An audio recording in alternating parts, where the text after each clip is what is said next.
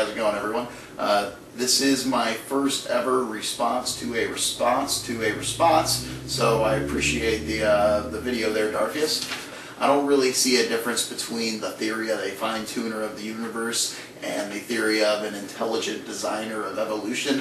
While the two do explain different things, the argument is pretty much the same in both cases, which is to say that X is too complex to have occurred randomly or accidentally, and therefore X must have been created by an intelligent being. In other words, we can't figure it out, so obviously God did it. And yes, that does have negative connotations, and it should, because it does not explain anything. Even if God did it, we would want to know how. You believe, for example, that God created us, but he did it through the naturalistic process of evolution. All I'm saying is that if you want to believe that God fine-tuned the universe, great. But at no point should God become an actual part of the theory. In the words of T.H. Huxley, the known is finite, the unknown is infinite. Intellectually, we stand on an islet in the midst of an illimitable ocean of inexplicability. Our business in every generation is to reclaim a little more land.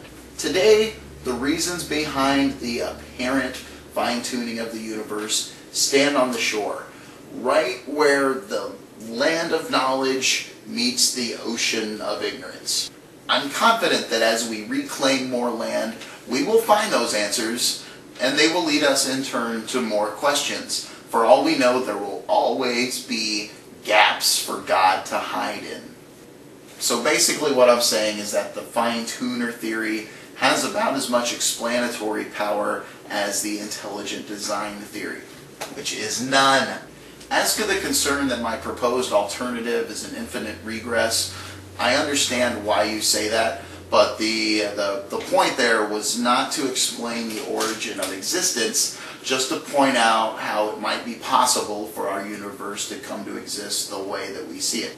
Biological evolution explains the diversity and the apparent design of living things. It does not explain the origin of life itself. That's a completely different question. Likewise, I was postulating a mechanism for the evolution of universes and not the origin of all existence. There are several reasons for us to assume that our observable four-dimensional universe does not constitute the entirety of existence. The many worlds interpretation of quantum mechanics postulates an infinite number of universes. String theory suggests that our four-dimensional universe exists, moves, and interacts with other universes in a higher dimensional space. Now, while that might sound crazy, there are good mathematical reasons to believe that this might indeed be the case. Now, I will be the first to admit that string theory has yet to be verified by any observation or experiment. But even as we speak, what will be the world's largest and fastest particle accelerator is being built. It should be up and running in 2007 and is supposed to begin delving into uncharted territory in 2008. Evaluating some of the ideas behind string theory is on the to-do list.